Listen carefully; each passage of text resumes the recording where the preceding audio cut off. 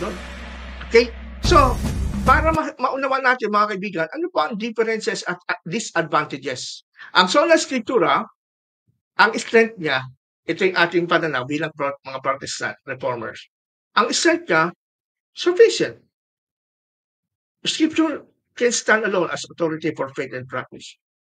Ang weakness naman ng sola scriptura, kailangan requires some interpretation. Hindi natin basta sasabihin, ito sinabi ng Bible, sola scriptura. Hindi. Kailangan ng maingat na exegesis, hermeneutics, at interpretation dito.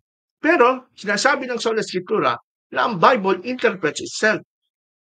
The Bible interprets itself. At meron tinatawag tayo na clarity of the scripture.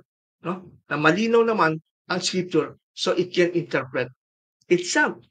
Yung mga bagay na hindi malinaw, ibig sabihin, hindi siya main teachings may kinalaman sa salvation. So, yung mga gray area, hindi tayo dogmatic dyan sa mga gray area. Now, pagdating sa solo scriptura, ang pagkakaiba naman ito, ang strength ng solo scriptura, it encourages personal Bible reading. Na? Yun ang advantage niya. Ang weakness naman ng solo scriptura, it can lead to private interpretation na mauwi sa heretical teachings. Maraming ganyan. Nakakakilala natin. No? Ako, Bible lang sinusunod ko. Yan ang understanding ko, itong unawa ko. At somehow, masasabi natin, nung tayo mga Seventh-day Adventist pa, we are also guilty of solo scriptura. Why? Kasi we don't care about church history. We don't care about Protestant Reformation. We don't care about the church creeds, mga councils. We don't care. Kaya tuloy, nauulit yung heresy. Yung maling teachings, particularly sa Trinity. Yung about the deity of Christ, yung pagka-Diyos ni Jesus. Kung sana si Ellen White at ang mga early Seventh-day Adventist pioneers, they consider the church history, they study the councils, and they recognize the authority of creeds and council of Christianity. Hindi sana sila magiging tritheist Tatlo ang Diyos Lalo sa Ellen White, napakalaking pananagutan ni Ellen White at accountability niya sa Diyos. Dahil hindi lang siya nakiklear na babaeng faithful lang siya, servant ng Panginoon. Siya po yung inspired prophet. Pag inspired prophet, ang inaasal natin dyan ay meron siyang light from God. Nauunawaan niya na meron matindang kanyang illumination in understanding the scripture. Kung meron mga magpapaliwanag ng Trinity na mas malinaw, dapat, kung totoong propeta siya, dapat siya. Kasi ang problema, si Ellen White, kiniklaim niya na pinakitaan siya ng vision ng Panginoon, nakita niya si Jesus, nako po, may sariling katawan, hiwalay sa katawan ng Father, tangible body, nahawakan yung katawan ng Ama, kanya ng Ama. That is not from God, mga kapatid. And po ay mababasa niyo dun sa ating article about the Trinity. So para kay Ellen White, hiwalay ang katawan ng Father, ibang hiwalay ng katawan ng anak. At yung anak may simula. May pasimula. Although hindi siya direct created by the Father. Pero sabi nga ni Ellen White, pinunit si Jesus mula sa sinapupunan ng Ama. The eternal Father, the unchangeable one, gave his only begotten Son, tore from his bosom him who was made in the express image of his person, and sent him down to earth to reveal how greatly he loved mankind. R.H. July 9, 1895, Par 13 Ellen Gould White. The duty of the minister and the people. Pinunit mula sa sinapupunan ng Ama. Kaya in that sense, galing siya sa Ama, Diyos din siya. Equal siya. Pero pinunit sa kanyang sinapupunan ng Ama. So, naging dalawa na ngayon. Naging dalawa. At dyan po ay against sa teachings ng Nicene Creed o Creed of Nicaea. Kasi ang dinidin ng Creed of Nicaea, yung homoousios, they are of one substance. One being. Kay Ellen White, 3 beings. So ano mapupulot natin dito mga kapatid? Hindi po nakasafe yung pinagsimulan ng pananampalataya ng Seventh-day Adventist. Mula sa maling turo, may pagka-solo scriptura, solo in a sense na hindi nila recognize yung teachings ng Christianity throughout the ages, They do not consider the Nicene Creed. In that sense, they are guilty of committing sola scriptura. Nagkaroon sila ng tinatawag, me and the Bible alone. Hindi sila Bible and Bible alone. Me and my Bible alone ang turo nila. Tapos yung total scriptura, ang weakness ng total scriptura sa mga Seventh-day Adventists, they forgot the hermeneutic na tinatawag natin Christ-centered New Covenant lens ang gagamitin to understand yung teachings ng Old Testament. Yan ang problema. Ito naman prima scriptura, ang strength nito ay it values tradition and wisdom. Pero ang weakness niya, risk elevating tradition. Yan. May risk talaga siyang i-elevate ang tradition. In a sense, kasi nga, primary lang scripture, hindi siya alone, hindi sa sola. And like what he said, this is what happened to Roman Catholicism and Eastern Orthodox. So believe in the authority of scripture and tradition. So, hindi sila sapat. Kaya nga, kinikriticize nila ang sola scriptura. Nalaman na natin ang definition ng bawat isa. So, alin ngayon dito ang dapat piliin ng mga Kristiyano? Hindi mo kasi pwedeng piliin lahat yan. Magkakaiba yan eh. Dapat isa lang. So, we comment that we choose what is the basic na tinuturo ng mga Protestants. Starting from the Protestant Reformation. Itong tinatawag natin sola scriptura. This is the teaching of the scripture itself. At ito po ay historic. Ito ang naging dividing line between Roman Catholics na meron pa silang dalawang authority, scripture and tradition, at dahil sa liwanag at ginamit ng Panginoon ang mga reformers like Martin Luther, John Calvin, they stand to the sola scriptura. Remember, mga kaibigan Katoliko, sola scriptura, hindi solo scriptura yan. Ang karamihan ng inyong mga binabatiko sa mga protestante at yung mga pastor naman dati ng protestante nagiging Katoliko, akala din nila sola scriptura sila, pero ang totoo, solo scriptura sila, solo scriptura. Kaya hindi na ako nagtataka, bakit maraming mga protestante na nag-convert sa Catholicism? Kasi they misunderstood the difference between sola scriptura and solo scriptura. Kasi pag tinanong ng mga Catholic itong mga protestante na solo scriptura ang pananaw, paano na buong Bible? Paano naging 66 book? May mabasa ba sa Bible? Hindi na nga naman masagot.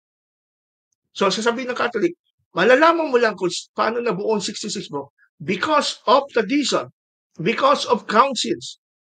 So, sasabihin ng protestante na walang alam sa history, na pastor, ay, ano, tama pa ng Catholic. Yun, kaya lipat sila. So, meron tayong Bible text na babasahin dito that proves sola scriptura. Number 1, 2 Timothy 3:16-17. All the scripture is inspired by God and is profitable for teaching, for rebuking, for correcting, for training in righteousness, so that the man of God may be complete, equipped for every good work. Yung salitang complete dito, that is equivalent to sufficiency. Yung word na Greek niya. Sufficient. You don't need any other inspired writing, so-called inspired writing or so-called infallible authority like the Pope at yung sinasabi nila, church is infallible. No, only the Bible is inspired by God. Okay? Next scripture ay yung sinasabi dito sa Acts 17:11. It proves sola scriptura. The people were more of noble character than those in Thessalonica, since they received the word with eagerness and examined the scripture daily to see if these things were so. Kahit si Paul, pag nangangaral siya doon sa Berea, after niya mangaral, i-examine pa ng mga nakinig sa kanya yung scripture kung tama ba. Hindi sila nag-examine ng scripture, nag-examine ng tradition, nag-examine ng council. Hindi. Scripture lang eh. Ang scripture nung panahon na yan is still the Old Testament, hindi ba? So exactly. It covers hindi pa compiled kasi yung yung mga epistles at saka yung gospels, hindi ba? Yeah. So Yeah. what's interesting is yun nga, yung nabanggit nyo ng progressive si God.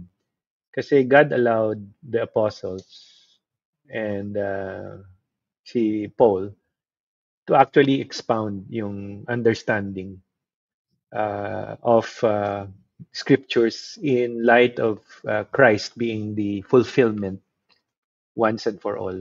So ang ganda kasi yun nga, some people of course may doubt. Sasabihin nila, bakit nahuli? Hindi ba? Particularly those who challenge the New Testament. Yes.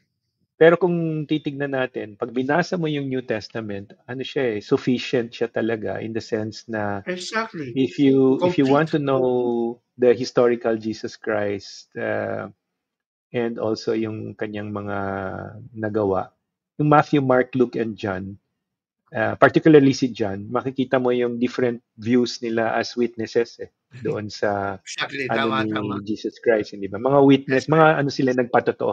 Maring mayroong mga Tama. iba-iba ang kanilang angle, hindi ba? Pero pagka inano mo sa investigation nga pagka presentation of evidences, ito ay natutunan ko lang, yun nga, talagang the witnesses saw the same thing but they described it in different angles but they're talking about the same thing. Yes. So, Amen. hindi natin masasabing may contradictions kasi nga they're looking at it from a different angle. Yung isa, let's say, mayroong nangyaring events sa aksidente. Yung isa nandun sa kaliwa, yung isa nasa kanan, pero ang nakita nila yung aksidente, it happened. So, ganon. So, Matthew, Mark, Luke, Amen. and John is very inspirational and yun nga, we can say that there are a lot of teachings ni Jesus Christ that we can really Amen. appreciate. Pero sa akin, Amen. siguro bias lang ako kay Apostle Paul. Kasi si Paul kasi, the way he explained it, lalo na pag nabasa natin yung Book of Romans, talagang ano lahat ng arguments ng Hintil at saka ng Hudyo na cover ni Paul. Amen. And ang appreciation ko kay Paul kasi nga pag nabasa mo yung Old Testament, si Paul panay ang hugot doon sa Old Testament, di ba? Makikita mo. Tama. Pero in light, yun nga yung sinasabi nyo kanina He was Yes, viewing in it in light the New of Covenant. Christ's Yung event. New Yes. Covenant. And ang palaging end result Acknowledge. is Jesus Christ. Kasi yung dalawang magkaduktong, yung 7 and 8, yung Romans 7 and 8, I just share my experience. Nung sinabi niya sa dulo, yung in-explain niya na bakit yung mga gusto kong gawin hindi ko magawa, pero yung mga ayaw kong gawin, yung ginagawa ko. Nagagawa ko. Tapos describe niya yung sarili niya in view of yung Romans chapter 1 up to 6.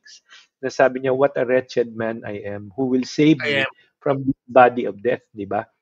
Tapos ang duktong niya, thanks be to God, Christ Jesus our Lord. Tapos in-describe niya kung ano yung gospel.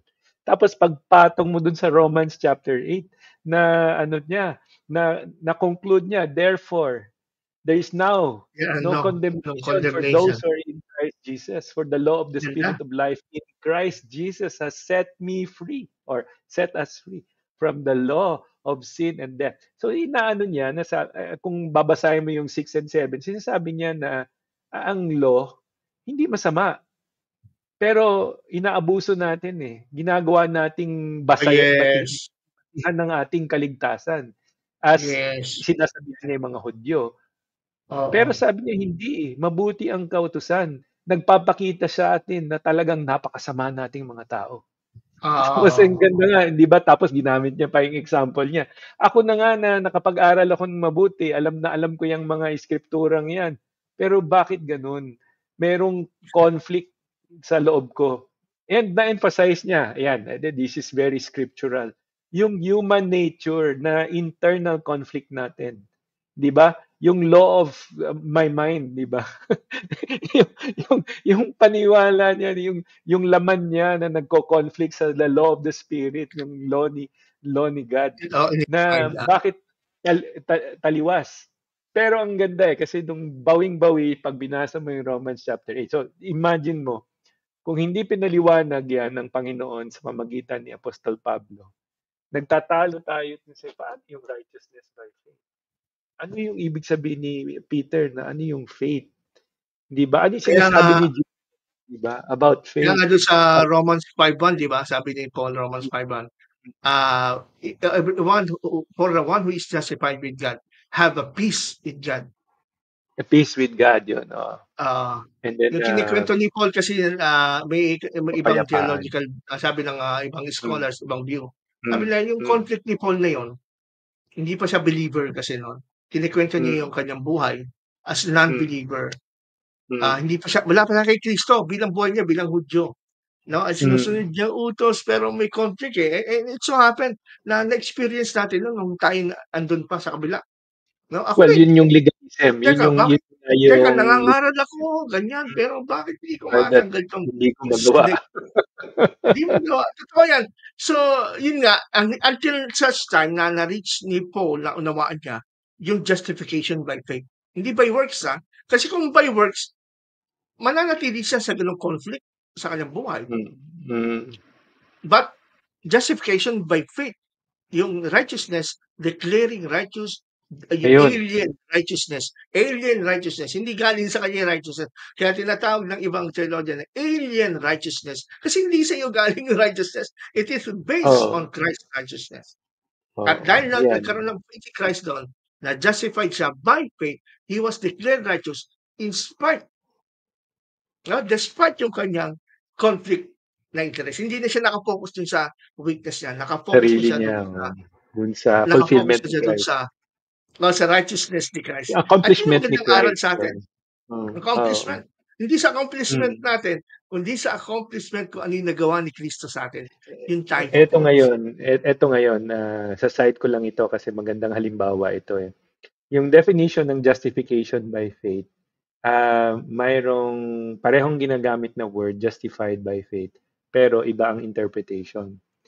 Nung ako'y Adventist, ang aking pagkaintindi sa justification by faith, that I was made righteous, uh, and that because Christ gave me an example, I can do it with His help. So, ang basis ngayon ng salvation ko is to complete, yun nga, my salvation through the work that Christ set as an example. So, ang nangyari, naniniwala akong substitute siya, pero limited. Bakit? He has done his part, I have to do my part. So, pero Ayun. alam nyo, napakadaling, ang dali kong naakit eh. Cooperation. Kasi, galing ako sa ganun din pananampalataya eh. Nung ako'y Ah, Romano-Katoliko, ay ang paniwala ko nga na iyan, pag nagawa ko yung seven sacraments, si Christ nagawa niya na yung Eucharist, pagtanggap, ayan, nilinis niya tayo, punta ka sa pare. Then regularly nalilinis ka sa kasalanan mo kasi yun nga yung the way to be forgiven as given authority by Jesus Christ to the apostles that if you forgive whatever you bind on earth will be bind in heaven, whatever you unloose on ah, earth you will, so yes. etc etc. So yun doctrine. Ang dali kong naakit to become an Adventist kasi pareho eh. Ang Yes. difference lang is hindi na Yes. ako dadaan sa pare. Direkta na ako kay Yes. God. Now, yung Yes. concept nun, yung righteousness by faith, made righteous, now I can live victoriously with the help of Jesus Christ to Yun. finish the work Yun. that God has begun. Now, mag-agree itong mga Adventist friends ko kasi nga, they're always saying na yung pagtutupad ng kautusan. So, sabi nila, between the two of us, pag may kausap ako, ako, hindi daw ako tumutupad na. Sila, tupad pa rin kasi 10 daw yung sinusunod nila. Sabi ko, yun yung pinaka-great deception ni Satan into making you believe na you're able to keep the law perfectly. Yeah. That's a deception, di ba? Why? Deception talaga Because yun. Deception. if you believe that is so, then your salvation depends on what you can do. Now, Yun. nung napaliwanag sa akin yung declared righteous, nagkaroon ako ng different perspective. Ang Ah. perspective declared righteous is sa mata ng Diyos, I was Yun. already reconciled through what Christ has done, finished Yes. once Amen. and for all. Now, how do I live Amen. my life? So, nung naintindihan ko yung being a new creation, dito ngayon yung work in progress nga na Philippians 1:6. Naintindihan ko dati, hindi ko maintindihan yun eh. He who began a good work in you will be faithful to complete it. So, nagsimula ang Diyos sa akin, siya ang magtatapos ng buhay ko. sa kanyang paraan, hindi sa akin. Ngayon, paano yung aking response? Kaya nga yung sabi, dapat maintindihan natin yung dinidescribe ni Paul na argument. Hindi mo ba alam na you already died with Christ? So, Mm. died with Christ means wala ka na, hindi ka nakasal sa kautusan. Ano niya to sa mga Tsaka walang Hudyo part na na yung gagawin mo to maintain your uh, justification, your salvation. sabi niya, you Yan are yun. still married, sabi niya, if you are alive under the law, married ka kay Mr. Yeah. Law. Kaso namatay ka na eh. So ngayon, kanino Oo. ka, nung namatay ka, hindi ka na, you were Bago set na yung free. asawa mo. Si Bago Kristo na yung na. asawa mo. Sino ang asawa mo? Si Kristo. Kristo. So ngayon, kung Kristo na asawa mo, so ano na? So hindi ka na umaasa sa iyong pagtupad. Kasi Kumbaga, alam mo, ex mo palagi na yung hulog ka eh. old covenant, Ex ex mo na na yan, yun eh. ex na. Hindi ka na Pag binabalikan pa nila. Ngayon, yun yung luminaw ng matindi. Nasabi ko, oo nga, Amen. no? Natupad ako ng tupad, pero ang basihan ko para maligtas. Pero hindi Oo. pala. Ngayon, yung pagtupad ko, ayon sa kanya, yung moralidad, ay bunga lamang ng Espiritu Santo. Kaya nga, love eh. Yun. Amen. Hindi ko nga rin Result. maintindihan bakit sinabi ni Kristo, love is the fulfillment of the law. Yung pala, Yes. yung love ni God, ang fulfillment nung requirement nung law. Kaya nga, That's love true. is the fulfillment of the law. Pagka natanggap mo pala yon, ay ikaw ngayon pipili. Okay? Na ngayon na ikay sumusunod or follower ni Jesus Christ, hindi siya as an example lang. Yung substitute, yun yung kalagayan ko sa mata ng Diyos na I have been already Yes. reconciled. And Yes. sa libro ng Diyos, kasi reconciliation, yung word na yon, is an accounting term pala, na ibig Mm. sabihin, wala ka ng utang sa Diyos. Kaya ang Yes. gagawin mo ngayon is yung iyong libro, i-reconcile mo kay God na wala ka ng utang. Kaya nga, ang declaration is He made Him who knew no sin. Si Kristo yon, to become sin on our behalf. So, siya yung talagang ginawang makasalanan. Kasi pinatong sa kanya ang sisi. Di ba? Kaya nga, ano Ang tao rin ang, naman ang nagsisi sa kanya, di ba? yes, ang Tinanggap challenge niya. sa mga ang challenge sa mga kaibigan natin mga Adventist, Mm, naka-focus mm, naka-focus lang sila sa sanctification process phase ng salvation eh. Kasi ba mm. tatlong phases ng salvation, justification, sanctification, Sanctification saka and glorification. glorification. Mapapansin mo, ang Adventist 'pag nagtuturo laging naka-focus sa sanctification, nilalagpasan nila yung justification. Mm, Kasi sa kanila ang sanctification, andun ang justification, maju-justify ka lang kung nagki-keep ka ng law. Which is mm, gaya ng ating natalakay na dito sa ating podcast, yan ang turo ng mm, Roman Catholic. In fact, yan ang stand mm, ng Council of Trent ng at ang Counter-Reformation ng Roman Catholic. Sa kanila mm, ang mm, walang pagkakaibang sanctification at justification. Sa Roman Catholic, yung mm, sanctification, that is justification. Kasi mm, kailangan yung pagiging justify mo, kaya tinatawag din ng Catholic na sanctification yon. Kasi kailangan mong i-maintain yung justification mo, pagiging matuwid mo sa Diyos by doing good works. mm, Pero kung maganda ididiin natin sa mga Adventist, teka, don't focus yet sa sanctification. Kasi you can mm. be sanctified in the first place kung hindi ka muna na-declare na righteous. Yung definition ulit ng sanctification, 'di ba, is set apart, 'di ba? Yeah, set The apart. moment you are justified, You are declared set apart. na Holy you Ghost. are already Pero, sanctified ang for point holy doon, use. Mm, paano ka nakarating ng sanctification nang walang justification muna? correct. Yun ang problema So, ng mga Adventist. etong side effect, may side effect yan. Pag hindi naintindihan Oo. yung justification. Pagka may namatay na kamag-anak, nagtatanong, natupad niya kaya yung buo, yung kautusan. Tapos ang mga nagko-cross sa mind, nangingilin naman siya ng ikapito eh. At saka masipag yan, mabait yan na bata. Yung ganun. Yung parang naglalaban sa loob na natupad ba yung bago mamatay. Kasi nga, kita niyo yung conflicting mind, no? Yung nature. Kasi nakadepend ang salvation doon sa perfect, sinless perfection. So, pag may namatay, let's say, recently may kaibigan akong Adventist namatay yung anak niya, 42 years old lang. Yun yung mga lumalabas sa bibig niya. Hindi ko rin naman siya makonsole kasi nga sandali lang ako doon. Pero sabi niya mabait naman siya eh. In fact, masipag yan sa church. So iniisip niya, Or alam ko in kung saan siya performance. nanggagaling na ligtas kaya yung anak niya. Yeah. So nagtatalo yung siyempre anak yun eh, hindi naman magulang yung namatay, anak. So Oo. parang bata pa. Tapos siyempre magpapatong-patong yung layer nga on yun, layer of guilt eh. Tumutupad ba siya? Nakapag-confess ba siya ng kasalanan bago namatay?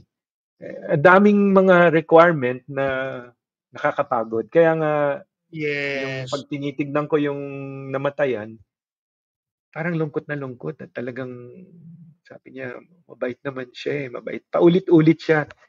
Sabi ko, bakit kaya paulit-ulit na mabait naman siya? So yun nga, kasi walang kasiguraduhan na yung anak Yeah, niya ay that's true. ligtas. So, That's true. nakalungkot, no? Nakakalungkot, So no? yan, again, Nakakalungkot again, sila. yan yung side effect ng yung binanggit nyo lang na pagka ang focus ay doon sa gawa, hindi Sanctification. doon sa awa ng Diyos. So, ngayon, hindi naman natin Yes. sinasabi na pagka ang awa ng Diyos tinanggap natin, ang biyaya, ay kaupo tayo at sasabihin natin, oh, magwala na tayo kasi nga may Oo. kalayaan na tayong magkasala. Hindi ganoon. Yun Kaya yung nga argument Brother ni Toto, Paul. kaya nga Brother Toto, hindi ako naniniwala, hindi ako nako-convince pag sinasabi ng isang Adventist na narinig Mm. natin, ay sa amin ang kautusan ay resulta lang ng kaligtasan. Pero ang totoo niyan, Hindi. ang pagsunod sa utos sa inyo ay to maintain salvation, hindi resulta. Mag-iba yung maintain salvation, iba yung resulta. Pag Mm. resulta ng kaligtasan ang pagsunod, ibig sabihin natapos na, kaya may resulta. Natapos na Mm. yung kaligtasan mo kay Kristo, kaya ang bunga nun, Tama. gagawa ka. So, hindi compatible ito sa claim ng Adventist na kaya sila Mm. sumusunod sa utos ng Diyos kasi they are justified in Christ habang sila sumusunod sa utos. Mm. Hindi ba resulta yun? Kasi wala pang resulta. Kasi Mm. you walk side by side eh. Justification side by side is sanctification eh. Pinagsasabay Mm. nila eh. In order to Oh. maintain their sanctification, Their their their their ano, their justification, they have salvation. Oh. they keep the law. So hindi resulta ng Mm. salvation yun. Mm. Kaalinsabay ng salvation ninyo yun na Mm. hindi pa ninyo natatanggap. Kaya nga kailangan nyo magpatuloy sa sanctification at ma-maintain ang justification para marating nyo yung tinatawag na perfection na sinasabi nyo, Oo. righteousness.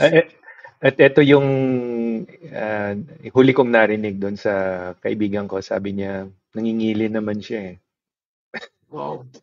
So, ibig sabihin, ang basihan niya, naligtas yung anak niya kasi nangingili naman. By works. Kaya nga, nalungkot ako kasi nga, ang sa akin sa aking pag-aral ng scripture, ang magandang pakinggan is tinanggap niya na si Kristo bilang Ang Panginoon at ganda. That is the tagapagligtas. correct view. At ang buhay niya ay napasa kay Kristo na. Yun Yes. yung sa akin na assurance talaga yun of Yun naman tama. salvation na Oo. namatay man yung anak niyang maaga, pero yun nga, ipinagkaloob niya na sa Diyos. Pero hindi ang huling ano is mabait naman siya at saka masipag yan, nangingili naman siya eh. So nagkamot na lang ako, pero sabi ko nga, hindi na ako nagpakita ng lungkot kasi lalo ako nalungkot. Kasi nga, Pero yun, alam natin in the end, nasa kami pa rin ng Diyos ang kaligtasan ng well, anak niya. yun nga Pero kung yung, sasabihin niya kailangan kasi masipag naman siya, hindi, nagsasabat yun naman yung siya. view, yun Yan yung ang side effect nga eh. Yun yung side yan nga effect na side kita effect. mo, from the time today Unfortunately, kasi, hindi dala niya yun. inaamin ng mga Adventist yan. Hindi inaamin. Well, Pero in they try to practice, forget. ginagawa nila Oh, yon. In practice, correct. ginagawa nila. Ayaw lang nila kasi alam nilang may problema sa kaligtasan Mm. nila. And that is what is Kaya, going to happen. kaya Pagka ang tingin nila ngayon sa mga former Adventist, Adventist. hindi naligtas. Kasi nga, asa ano na daw asa katotohanan na pumunta pa sa kadiliman. Sabi ko, well, yun nga, kung ang huhusga sa akin ay kautusan, thanks be to God, I am no longer under the law but under grace. Kasi nga, Amen. therefore there is now no condemnation. So, Amen. ang huhusga sa akin, and ako, yung assurance of salvation, pag binasa mo nga yung Romans chapter 8, ang Espiritu ng Diyos ay ang Ama, ang Anak, Amen. at Espiritu Santo ay nananahan na sa akin. Yun ang assurance Kaya ko nga, na kaya oo. sabi, may Espiritu ng Panginoon, ginagabayan ng Espiritu sa Roma 8:14. Ang sino mang ginagabayan ng Holy Spirit ay mga anak ng Diyos.